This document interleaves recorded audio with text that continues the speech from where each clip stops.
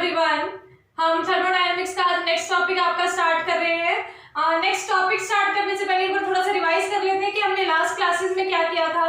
आपने last class में Gibbs free energy और हेल्महोल्ट्ज फंक्शन के बारे में पढ़ा था। देखो, हमने सबसे पहले सेकंड लॉ ऑफ थर्मोडायनेमिक्स की बात की। मैं स्टार्टिंग से बता रही हूँ हमने कितना कवर अप कर लिया है। हमने सबसे पहले मतलब सेकंड लॉ ऑफ थर्मोडायनेमिक्स की बात की थी, और वो हमने कैसे बात की। पहले फर्स्ट लॉ ऑफ थर्मोडायनेमिक्स जो कि आपने लास्ट टाइम में पढ़ा था, उसकी लिमिटेशंस पढ़ी कि उसमें क्या क्या लिमिटेशंस रह गई थी जिसकी वजह से हम सेकंड लॉ ऑफ थर्मोडायनेमिक्स की तरफ शिफ्ट कर रहे हैं। तो उसके बाद हमने एंट्रोपी की कंसेप्ट की हेल्प से या कार्नोट साइकिल की हेल्प से पूरा second law of thermodynamics cover किया। फिर उसके बाद जब हमने एंट्रोपी का कंसेप्ट कंप्लीट कर लिया तो फिर हम एक नए कंसेप्ट की तरफ शिफ्ट होते हैं। क्यों नए कंसेप्ट की तरफ शिफ्ट हो रहे हैं? क्योंकि जो हमें एंट्रोपी क्राइटेरिया मिला था या स्पॉन्टेनिटी क्राइटेरिया मिला था, क्या क्राइटेरिया मिला था? डेल्टा एस जो है वो या तो ग्रेटर देन डेल्टा एस जो था ओवरऑल ग्रेटर देन और इक्वल टू 0 आ रहा था। और ये टर्म जो है डेल्टा एस जो है या ओवरऑल जो डेल्टा एस है, ये दो पार्ट्स को कंटेन करके चल रहा था, एंट्रोपी ऑफ सिस्टम और एंट्रोपी ऑफ सराउंडिंग को कंटेन करके चल रहा था। फिर हमने यहाँ पर कहा कि अगर हमें एंट्रोपी की कंसेप्ट की हेल्प से पूरी इंफॉर्मेशन कलेक्ट करनी है किसी भी सिस्टम की, तो हमें सिस्टम का भी पता होना चाहिए और सराउंडिंग का भी पता होना चाहिए। मतलब क्या कि सिस्टम में क्या चेंजेस आ रहे हैं कुछ भी चेंज करने से, और सराउंडिंग में क्या चेंजेस आ रहे हैं। कोई भी अगर हम किसी भी टाइप का चेंज कर रहे हैं, टेम्परेचर, प्रेशर, वॉल्यूम, कुछ भी चेंज कर रहे हो आप, तो हमारा सिस्टम में चेंज का भी हमें पता चलना चाहिए और सराउंडिंग चेंज का भी हमें इंफॉर्मेशन होनी चाहिए। दैट मीन्स आपको सिस्टम जो आपके सामने, सपोज एक किसी भी आपने बीकर में कोई भी मतलब अपना सब्सटेंस लिया है, उसको आप एज अ सिस्टम ट्रीट कर रहे हो, तो आपके पूरे यूनिवर्स में उस सिस्टम में चेंज करने से पूरे यूनिवर्स में क्या चेंज आ रहे हैं वो भी आपको साथ में कंसीडर करना है। सराउंडिंग हमारा यूनिवर्स का पार्ट है, मतलब सिस्टम और सराउंडिंग हमारा ओवरऑल यूनिवर्स का पार्ट है। तो सिस्टम तो चलो जिसमें आप अंडर कंसिडरेशन लेके चल रहे हो वो था, साथ में सराउंडिंग के लिए भी आपने कहा भी सराउंडिंग इंफॉर्मेशन भी चाहिए, तो इसीलिए हमने इस फंक्शन को वैलिड फंक्शन नहीं माना as a criteria for spontaneity. तो उसके लिए हम, अगर ये एक हमारा वैलिड रीजन नहीं है या एक प्रॉपर हमारे लिए एक कंसिडरेशन नहीं है, तो उसके लिए हमने कोई दो नए फंक्शंस देखे थे जो कि स्टेट फंक्शंस होने चाहिए। उनमें से हमने कौन कौन सा फंक्शन देखा? फर्स्ट आपने हेल्महोल्ट्ज फंक्शन किया, नेक्स्ट आपने गिब्स फंक्शन किया था। दोनों की आपने मतलब मैथमेटिकल रिलेशंस देखी, उनका फिजिकल इंटरप्रिटेशन देखा। फिर आपने लास्ट क्लास में जो इससे पहले वाली क्लास थी उसमें आपने क्या किया था? वेरिएशन की थी। जो आपने हेल्महोल्ट्ज फंक्शन जो फर्स्ट फंक्शन किया था ना, तो हेल्महोल्ट्ज फंक्शन की वेरिएशन की थी टेम्परेचर और वॉल्यूम के साथ। तो आज की क्लास में आपको क्या करना है, वही सेम कंसेप्ट चलेंगे। मतलब जो भी आपने लास्ट क्लास में कंसेप्ट लगाए थे हेल्महोल्ट्ज फंक्शन पर, वही सेम कंसेप्ट चलेंगे। बट आपको आज करना क्या है? Variation of Gibbs free energy with temperature and pressure. वहां पर आपने हेल्महोल्ट्ज फंक्शन का वेरिएशन चेक किया था टेम्परेचर और वॉल्यूम के साथ, यहाँ पर आपको टेम्परेचर और प्रेशर के साथ करना है। तो गिब्स फ्री एनर्जी के लिए आपको करना है, उसके लिए आपको रिलेशन पता होनी चाहिए कि गिब्स फ्री एनर्जी का मैथमेटिकल रिलेशन क्या होता है। तो वो हम वन बाय वन स्टार्ट करेंगे कि किस तरह से हम इन स्टेप्स को करेंगे। ये देखो, मैंने आपको सारा एक्सप्लेन कर दिया है ताकि आप रिलेट कर पाओ पिछली क्लासेस से। तो अब हमें जस्ट क्या करना है, गिब्स फ्री एनर्जी फंक्शंस को लेना है और उसमें अपना वेरिएशन चेक करेंगे। और मैंने आपको लास्ट क्लास में भी बताया था कि इस टाइप का आपके सामने कोई भी डेरिवेशन है तो सबसे पहले आप ये देखो कि वो आपसे पूछ क्या रहा है। और उसने यहाँ पर क्या पूछा है? गिब्स फ्री एनर्जी के बारे में पूछा और उसका साथ के साथ वेरिएशन देखा टेम्परेचर और प्रेशर के साथ। तो आपको उसी अकॉर्डिंग चलना है। ये नहीं है कि जितने भी इंफॉर्मेशन आपके पास है सभी को उस पर अप्लाई करते चले जाओ, ये नहीं करना। जस्ट आपको ये देखना है कि हमें किस पाथ पे जाना है, मतलब कौन सा पाथ फॉलो करना है जिसकी वजह से हम रिजल्ट पे जल्दी पहुंच जाए। तो आप सबसे पहले गिब्स फ्री एनर्जी की रिलेशन देखो। गिब्स फ्री एनर्जी की रिलेशन क्या कहती है? G is equal to, Gibbs free energy function को हम किससे रिप्रेजेंट करते हैं? G से। तो G is equal to H minus TS। H minus TS। H यहाँ पर क्या है? एंथैल्पी। H क्या है यहाँ पर आपका?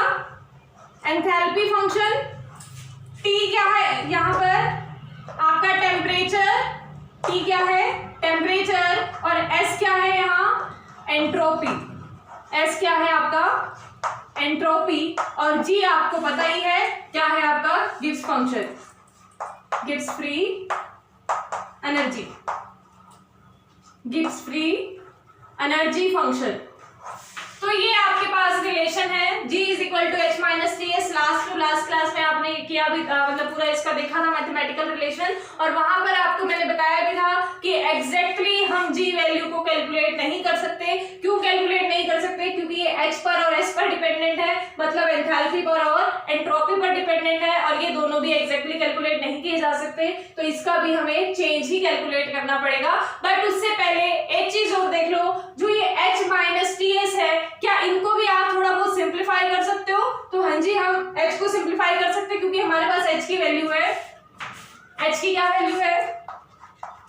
H is equal to U plus PV के इक्वल होता है। तो ये वैल्यू हम पुट कर सकते हैं कहां पर? इस इक्वेशन में। तो ये वैल्यू जब हम इस इक्वेशन में पुट करेंगे तो G की वैल्यू क्या आ जाएगी? G is equal to H की जगह हम U प्लस पीवी रख सकते हैं, तो U plus PV minus T S. ये मैथमेटिकल रिलेशन आई आपके पास, और आपको अभी पता है कि आप एग्जैक्ट वैल्यूज को इनको कैलकुलेट नहीं कर सकते, तो इनको आपका मतलब सॉरी इनका आपको चेंज लेना पड़ेगा। तो अगर चेंज लेंगे तो ऑन डिफरेंशिएटिंग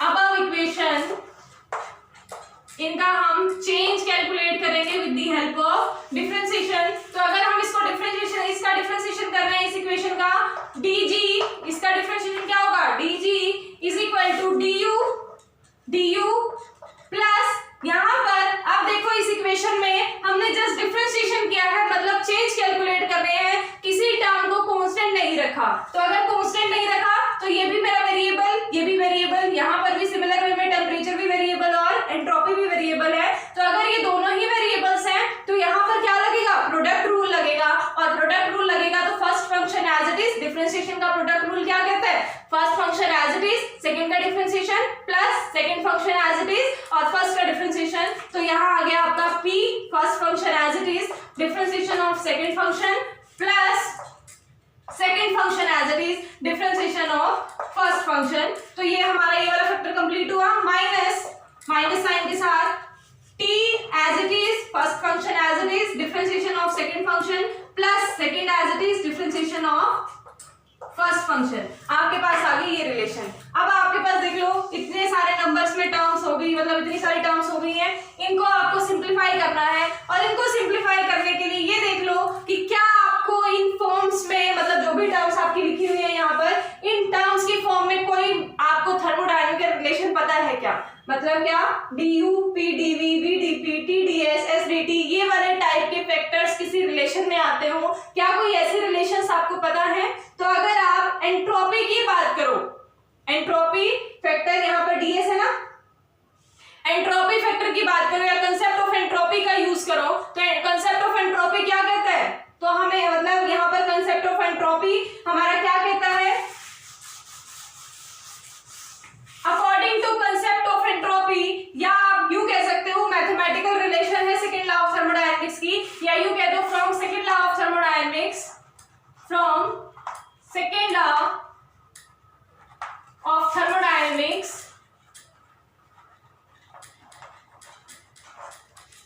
हमारे पास ds किसके इक्वल होता है? dq बाय t के इक्वल होता है। आपने एंट्रोपी के कंसेप्ट में एंट्रोपी की वैल्यू क्या पढ़ी थी?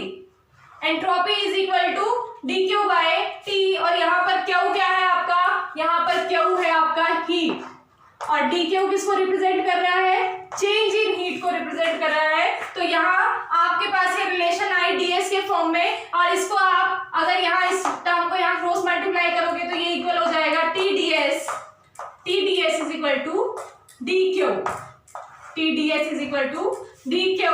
तो इसके बाद अब आप ये देखो, क्या और कोई फैक्टर आपको पता है जिसकी इंफॉर्मेशन आपके पास हो? यहाँ du है, pdv है, vdp है, sdt है, ये वाला टर्म तो चलो हमने यूज कर लिया है किसी तरह से, बट इनमें से इनके अलावा इसमें कोई आपको टर्म पता है?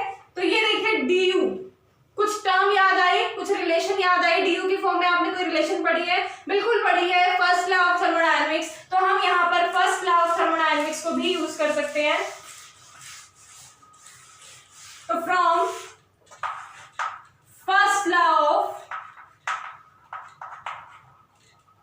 Thermodynamics thermodynamics, first law of thermodynamics, क्या रिलेशन होती है आपकी, du is equal to dq plus p dv, यही होती है आपकी relation, du is equal to dq plus p dv। तो अगर ये रिलेशन है मैथमेटिकल तो इसको हम यूज कर सकते हैं यहाँ पर, बट इसको भी यूज करने से पहले एक कंडीशन और लगा दो। क्या कंडीशन, जो हमेशा हम हर एक्सप्रेशन में लगाते आए हैं कि जो ये वर्क डन है, जो यहाँ पर हम वर्क डन ले रहे हैं वो वर्क ऑफ एक्सपेंशन है, या यूं कह लो वो work done by the system है। और work done by the system कैसा होता है, नेगेटिव वैल्यू होती है, या तो उसको आप वर्क ऑफ एक्सपेंशन बोल सकते हो या work done by the system. If work of expansion is done, अगर आपका वर्क ऑफ एक्सपेंशन हो रहा है तो उस टाइम पे ये फैक्टर आपका कैसा हो जाएगा, नेगेटिव हो जाएगा। और अगर ये फैक्टर हमारा नेगेटिव हो जाता है तो यहां से आपके पास रिलेशन आ सकती है dq is equal to du plus pdv, ये रिलेशन हो सकती है। अब देखो यहां से हमारे पास dq की वैल्यू क्या आई है, du प्लस pdv, तो ये क्या आप dq की वैल्यू यहां पर पुट कर सकते हो। आप देखो, एक मिनट यहां लिख देते हो तुम्हें,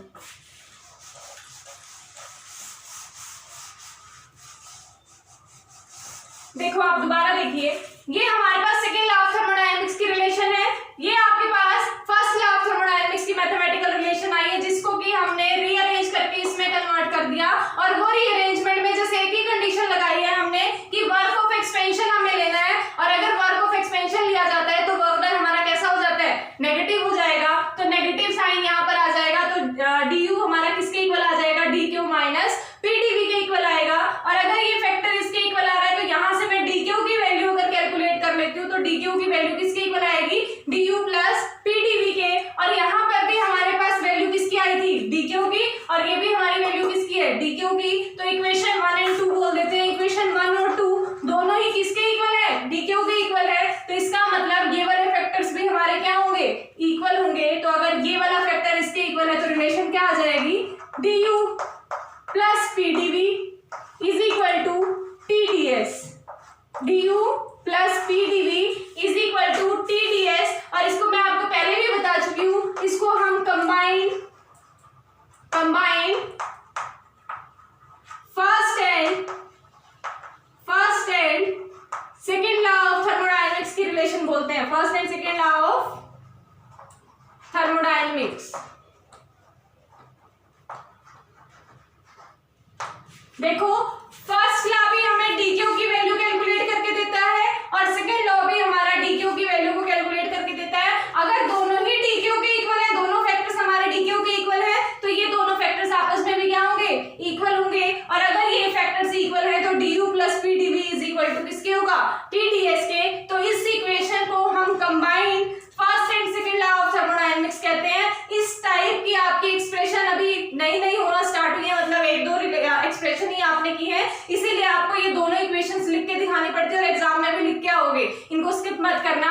अदरवाइज जब आप नंबर ऑफ ये एक्सप्रेशंस हो जाएंगे, मतलब कई सारे एक्सप्रेशन कर चुके होंगे, तब आप डायरेक्ट जो है कंबाइंड रिलेशन भी यूज कर सकते हो। आपको एक्सप्लेन करने की जरूरत नहीं है कि हमने फर्स्ट लॉ और सेकंड लॉ को कंबाइन करके, मतलब दिखाने की जरूरत नहीं है। आप डायरेक्ट कह सकते हो कि from combined first and second law of thermodynamics equation, कि हमारी एक कंबाइंड इक्वेशन है जिसकी हेल्प लेके हम इसको सॉल्व कर सकते हैं। तो अगर ये du प्लस pdv tds के इक्वल है तो हम ये इक्वेशन को, मतलब ये वाली इक्वेशन को यहाँ जब पुट करेंगे तो रिजल्ट देखो क्या आएगा, dg is equal to du plus pdv की जगह या तो tds वैल्यू पुट कर दो, या फिर जहां पर आपको tds दिखाई दे रहा है उसकी जगह du प्लस pdv कर दो। दोनों की जगह वैल्यू पुट मत कर देना, कभी यहाँ भी tds वैल्यू पुट कर दो और यहाँ भी du प्लस pdv, फिर तो आप देखो कि वही की वही इक्वेशन बचेगी। आप कोई एक जगह पर इस रिलेशन को यूज करो, तो हम ये इसको एज इट इज रख लेते हैं, du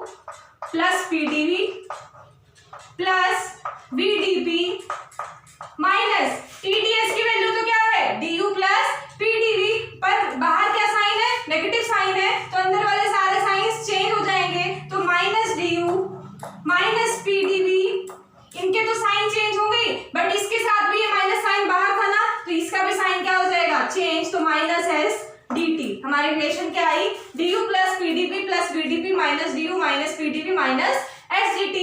ये हमारा du पॉजिटिव साइन के साथ है, यहाँ पर नेगेटिव साइन के साथ है, दोनों क्या कर देंगे एक दूसरे को कैंसिल करेंगे।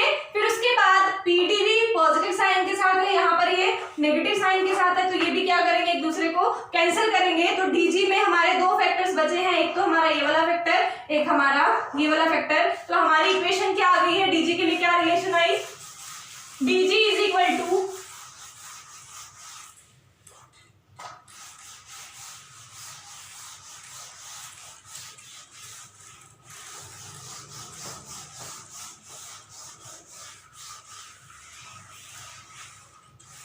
dg is equal to vdp minus sdt। हमारे पास ये रिलेशन आ चुकी है। अब देखो, अब इक्वेशन देखो हम कहां से लेके चले थे, हमने गिब्स फ्री एनर्जी की रिलेशन ली। गिब्स फ्री एनर्जी में H प्लस पीवी दो फैक्टर्स थे, तो वहां से यहाँ थोड़ा शॉर्ट में करके दिखा रही हूँ, G is equal to H plus PV के इक्वल था। यहां से हमने H की वैल्यू पुट की, H की वैल्यू क्या थी, U प्लस पीवी, और जब हमने ये वैल्यू यहाँ पर पुट की तो ये हमारा किसके इक्वल आ गया, H माइनस टी एस के इक्वल था, H माइनस टी एस के इक्वल था। जब हमने यहाँ पर वैल्यू पुट की तो U plus PV minus T S के इक्वल आ गया, और फिर यहाँ पर हमने डिफरेंशिएशन किया। डिफरेंशिएशन करने के बाद हमारे पास ये रिलेशन आई थी। अब इस रिलेशन में हमें कुछ फैक्टर्स को एलिमिनेट करना था, और एलिमिनेट करने के लिए हमारे पास कुछ नॉन थर्मोडायनेमिक रिलेशंस होनी चाहिए थी, और वो नॉन थर्मोडायनेमिक्स रिलेशन जो है वो हमारी वेल नोन इक्वेशंस है, जो कि आपकी फर्स्ट लॉ ऑफ थर्मोडायनेमिक्स की मैथमेटिकल रिलेशन है और सेकंड लॉ ऑफ थर्मोडायनेमिक्स की मैथमेटिकल रिलेशन है। हमने उन्हीं दोनों रिलेशंस को यूज किया, दोनों रिलेशंस में ही मतलब दोनों रिलेशंस को कंबाइन किया, एक कंबाइंड रिलेशन लाए। कंबाइंड रिलेशन की वैल्यू को हमने इस इक्वेशन में पुट किया है जस्ट अभी तक, और उसमें रीअरेंजमेंट करके कुछ फैक्टर्स हमारे कट हो रहे थे वो कैंसिल कर दिए। फिर उसके बाद हमारा सिंप्लीफाई करके हमारे पास रिलेशन बच चुकी है ये। अब इसके आगे ध्यान से समझो क्या करना है। तो एक तरह से हमने अभी तक जस्ट डीजी वैल्यू को ही सिंप्लीफाई किया है, या जी वैल्यू को ही सिंप्लीफाई किया है, और सिंप्लीफाई करके अब हमारे पास अभी तक हम क्वेश्चन पे नहीं गए हैं। क्वेश्चन पे नहीं गए मतलब क्या, इन्होंने हमसे क्या पूछा है वो चीज अभी तक हमने अप्लाई नहीं की है। हमने जस्ट इसी का खेल देखा है कि गिब्स फ्री एनर्जी किस तरह से खुद को रीअरेंज करती है। अब हम आगे की तरफ शिफ्ट करते हैं। क्या करना था हमें गिब्स फ्री एनर्जी का, वेरिएशन करना था किसके रिस्पेक्ट में, टेम्परेचर और प्रेशर के रिस्पेक्ट में। पहले हम सेपरेट इनका वेरिएशन देख लेते हैं। अगर मुझे टेम्परेचर के रिस्पेक्ट में करना है तो मुझे प्रेशर कांस्टेंट रखना पड़ेगा, और अगर मुझे वेरिएशन चेक करना है प्रेशर के रिस्पेक्ट में तो मुझे टेम्परेचर कांस्टेंट रखना पड़ेगा। तो यहाँ अगर मैं इस इक्वेशन में एट कांस्टेंट प्रेशर की बात करूं, एट कांस्टेंट प्रेशर, अगर मेरा प्रेशर कांस्टेंट हो जाएगा तो डीपी क्या हो जाएगा, जीरो के इक्वल। जैसे ही प्रेशर कांस्टेंट होगा इसका मतलब प्रेशर चेंज नहीं कर रहा, और प्रेशर अगर चेंज नहीं कर रहा तो उसमें चेंज इन प्रेशर क्या आएगा, जीरो वैल्यू के इक्वल आएगा। अगर ये फैक्टर डीपी जीरो के इक्वल है तो ये वाला फैक्टर क्या हो जाएगा, जीरो। तो यहां से डीजी की वैल्यू क्या आएगी आपकी, माइनस एस डी टी। और कौन सी कंडीशन लगाई हुई है आपने, एट कांस्टेंट प्रेशर, और यहाँ पर भी आपकी क्या कंडीशन है, एट कांस्टेंट प्रेशर। तो कांस्टेंट प्रेशर पे हमारे पास रिलेशन आए DG is equal to minus S D T. इसको हम रीअरेंज करते हैं, और डीजी बाय, इसको मैं नीचे डिफरेंशिएशन में ले आती हूँ, DG by D T at constant pressure किसके इक्वल आ गया, माइनस एस के। बहुत आपकी इंपॉर्टेंट मैथमेटिकल रिलेशन आई है या थर्मोडायनेमिकल रिलेशन आई है, जो कि गिब्स फ्री एनर्जी का टेम्परेचर के विद रिस्पेक्ट टू में डिफरेंशिएशन अगर प्रेशर कांस्टेंट पर किया जाता है तो वो हमारा माइनस ऑफ एस के इक्वल होता है। ये बहुत इंपॉर्टेंट रिलेशन है, बहुत जगह आगे यूज करोगे, तो इस चीज को याद रखना। और कैसे डिराइव करा है वो चीज भी आपको पता होनी चाहिए। वो हमने गिब्स फ्री एनर्जी के रिलेशन को यूज करके, ये वाले रिलेशन को, इस रिलेशन को यूज करके उसके बाद जस्ट मैथमेटिकल रीअरेंजमेंट की हेल्प से और कुछ थर्मोडायनेमिक रिलेशनशिप्स की हेल्प से हमने इसको सॉल्व किया है, और हमारे पास रिलेशन आ गई dg by dt at constant pressure is equal to minus S. अब उसके बाद बात करें एट कांस्टेंट प्रेशर पे हमने बात कर ली, या फिर यूं कहो टेम्परेचर के रिस्पेक्ट में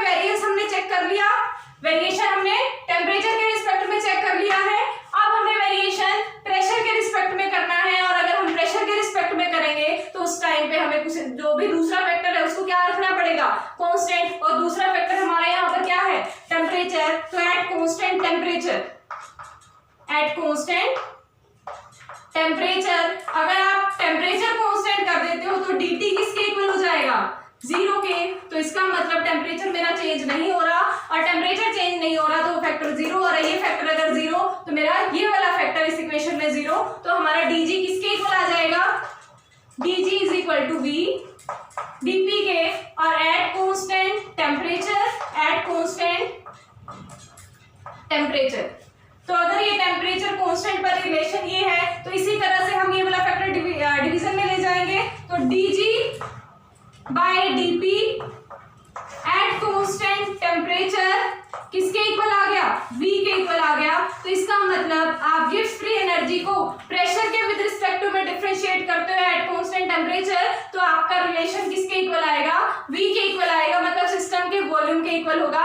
और यहाँ पर अगर आप टेम्परेचर के रिस्पेक्ट में डिफरेंशिएट करते हो गिब्स फ्री एनर्जी का एट कांस्टेंट प्रेशर, तो वो हमारा किसके इक्वल आएगा, हमारा डिक्रीज इन एंट्रोपी के इक्वल आएगा। Decrease in entropy, negative sign क्या रिप्रेजेंट करता है, डिक्रीज साइन, मतलब डिक्रीमेंट को रिप्रेजेंट करता है, डिक्रीमेंट इन एंट्रोपी के इक्वल आएगा। तो यहाँ से आपकी दोनों रिलेशंस आ चुकी है और दोनों ही बहुत इंपॉर्टेंट है, दोनों को याद रखना।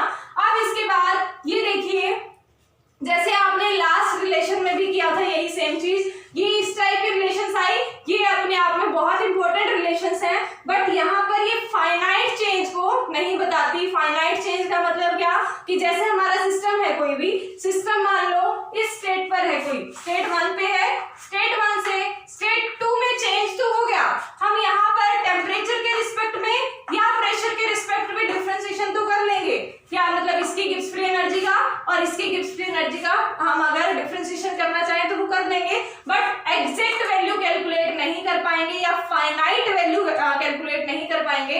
अगर हमें फाइनाइट रेंज अगर पता करनी है तो हमें ये पता होना चाहिए कि मेरी गिब्स फ्री एनर्जी पहले क्या थी और बाद में क्या हो गई है, ये पता होना चाहिए, तब जाके आप फाइनाइट चेंज कैलकुलेट कर सकते हो।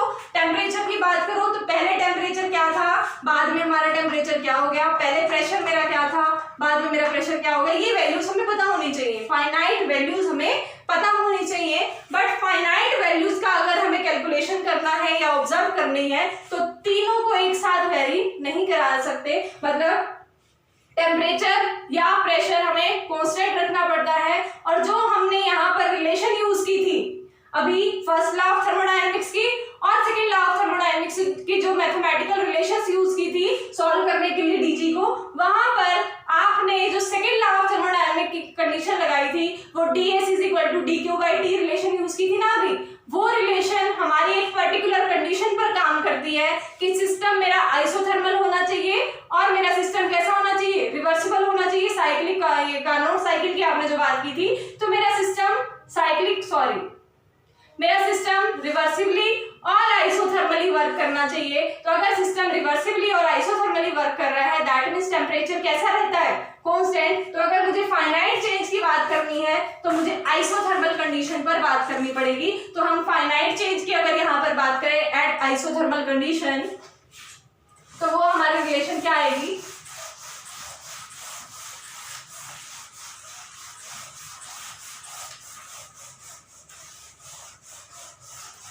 ये देखिए, फॉर फाइनाइट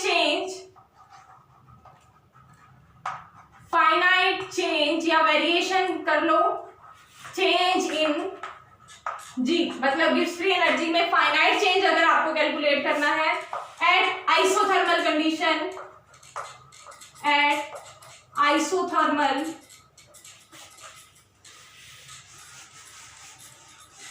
कंडीशन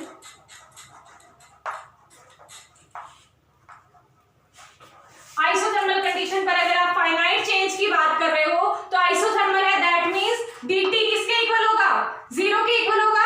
और अगर dt 0 के इक्वल होगा तो dg is equal to v dp के इक्वल वाले रिलेशन को हमें यूज करना है। dt तो क्योंकि वहां पर 0 हो चुका है, अब हमें फाइनाइट चेंज की बात करनी है और यहाँ पर वेरी कौन कौन कर रहा है, ये g वेरी कर रहा है और p वेरी कर रहा है। t तो आपका क्या हो गया, कांस्टेंट, t क्या है कांस्टेंट, g वेरी कर रहा है और मेरा p वेरी कर रहा है। और अगर मैं कहूं कि मेरा इनिशियल स्टेट पे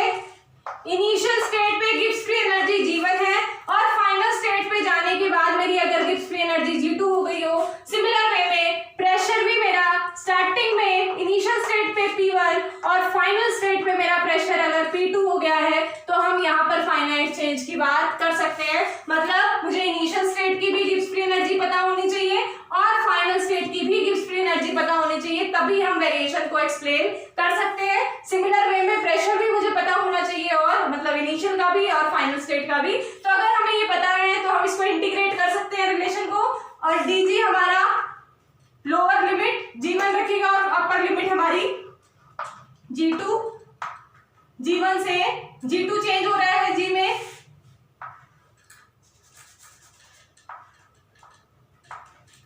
और इसके बाद v मेरा एज अ कांस्टेंट बिहेव करेगा वैसे तो, और dp मेरा प्रेशर कहां से कहां तक चेंज कर रहा है P1 to P2।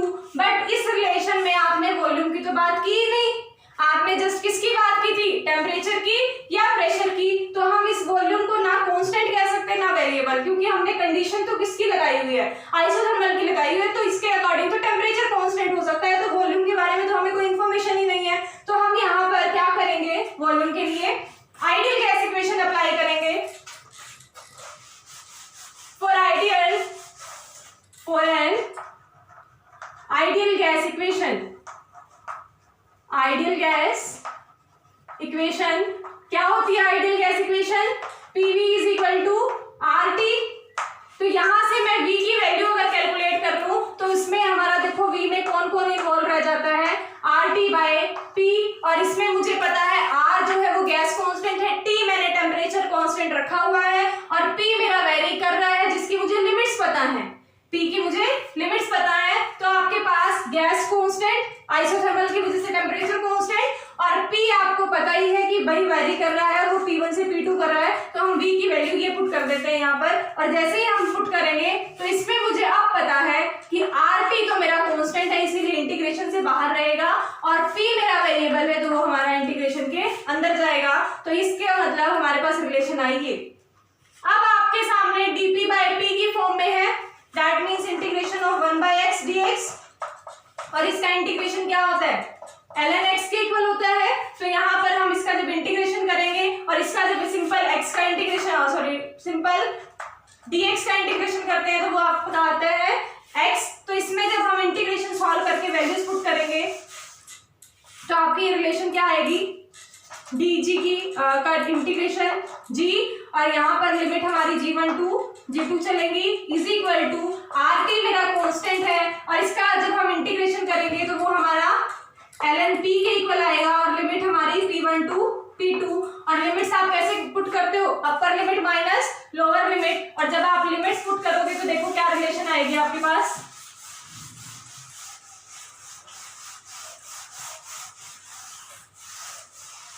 Limits put करने पे जब यहाँ पर आप लिमिट्स पुट करोगे तो upper limit minus lower limit, that means g2 minus g1 is equal to RT constant है, और जब हम इसमें लिमिट पुट करेंगे ln P2 minus ln P1, ये रिलेशन आई।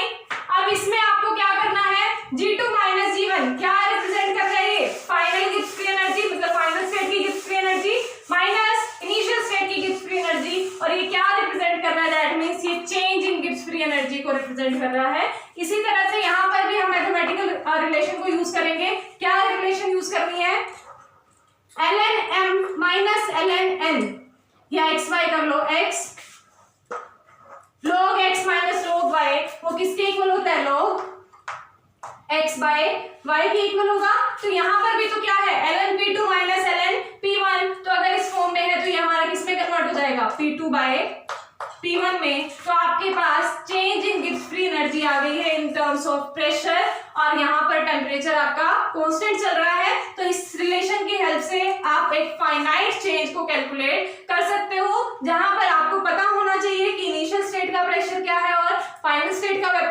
प्रेशर क्या है, वो वैल्यूज पता होनी चाहिए। और अगर आपके पास इनमें से कोई एक वैल्यू नहीं है तो आपको change in Gibbs free energy पता होना चाहिए, मतलब आपको g2 और g1 वैल्यूज पता होनी चाहिए, मतलब इनमें से आप कोई भी एक टर्म को कैलकुलेट कर सकते हो। इसी तरह से एक कंडीशन और यूज करो, इसको किसी दूसरी टर्म में मतलब कन्वर्ट करते हैं। वैसे तो रिलेशन आ चुका है आपका, बट इसको एक और फॉर्म में लिखा जा सकता है, फॉर एन आइसोथर्मल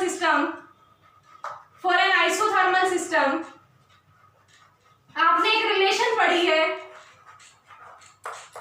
क्या रिलेशन पढ़ी है? P1V1 is equal to P2V2, P1V1 is equal to P2V2। तो अगर मैं यहां से P2/P1 की वैल्यू कैलकुलेट करूं तो P2/P1 किसके इक्वल आ जाएगा? P2/P1, ये वाला फैक्टर हम इधर ले जाएंगे तो ये आपका आएगा V1/V2 के इक्वल। तो मैथमेटिकल रीअरेंजमेंट के थ्रू जस्ट हमने इसको सॉल्व किया तो P2/P1 की जगह मैं वैल्यू पुट कर सकती हूँ V1/V2 की फॉर्म में। तो यहां से मेरा डेल्टा G किसके इक्वल आ जाएगा? RT/ln V1/V2 के इक्वल। तो हमारे पास change in Gibbs free energy in terms of volume भी आ गई, जो कि अभी मैंने कहा था कि वॉल्यूम का हमें नहीं पता, हम कांस्टेंट रख रहे हैं वेरिएबल। तो हमने सिर्फ बात अगर आइसोथर्मल की है तो that means temperature he constant है आपका, बाकी टर्म्स कांस्टेंट नहीं होंगी। तो अगर बाकी टर्म्स कांस्टेंट नहीं है तो वॉल्यूम की फॉर्म में भी आप रिजल्ट कैलकुलेट कर सकते हो और प्रेशर की फॉर्म में भी कैलकुलेट कर सकते हो फाइनाइट चेंज के केस में। फाइनाइट चेंज आप सिर्फ प्रेशर और वॉल्यूम के केस में कैलकुलेट कर सकते हो और इनफाइनाइट चेंज आप टेम्परेचर और प्रेशर की फॉर्म में कैलकुलेट कर सकते हो गिब्स फ्री एनर्जी का। तो अब इसके बाद एक चीज और छोटी सी है कि ये तो हमारा ये रिलेशन आई, ये 1 मोल के लिए आई है, सेम ये भी हमारी 1 मोल के लिए चेंज को कैलकुलेट करेगी। अगर हमारे सिस्टम में n number of moles involve है, n number of moles involve है, तो n नंबर ऑफ मोल्स के लिए इसी इक्वेशन को n से मल्टीप्लाई कर दो, सेम यहाँ पर भी इसको n से मल्टीप्लाई कर दो तो वो हमारी equation n number of mole के लिए रिलेशन आ जाएगी। तो आप n नंबर ऑफ मोल के लिए भी कैलकुलेट कर सकते हो, 1 मोल के लिए भी। अगर आपके पास n पता है कि कितने नंबर ऑफ मोल्स है तो उसको जस्ट उस नंबर को यहाँ पर मल्टीप्लाई कर दो और आपकी इक्वेशन सॉल्व हो जाएगी। तो ये था आपका आज का रिलेशन, जो कि हमने गिब्स फ्री एनर्जी का वेरिएंस देखा टेम्परेचर और प्रेशर के साथ, जो कि एक फाइनाइट वेरिएंस चेक नहीं किया। अगर हम फाइनाइट वेरिएंस की चेक करते हैं तो हमें अपनी पर्टिकुलर कंडीशन को लेकर चलना पड़ेगा कि सिस्टम मेरा आइसोथर्मल होना चाहिए और आइसोथर्मल कंडीशन अप्लाई करने के बाद हमारे पास ये रिलेशंस आई हैं दोनों, एक प्रेशर की फॉर्म में एक वॉल्यूम की फॉर्म में। मतलब मेरा जो गिब्स फ्री एनर्जी का चेंज जो है वो हम फाइनाइटली प्रेशर की फॉर्म में या वॉल्यूम की फॉर्म में कैलकुलेट कर सकते हैं, टेम्परेचर की फॉर्म में फाइनाइट चेंज कैलकुलेट करना पॉसिबल नहीं है। तो आपका आज का टॉपिक हुआ कंप्लीट, बाकी हम नेक्स्ट क्लास में करेंगे। आज के लिए थैंक यू।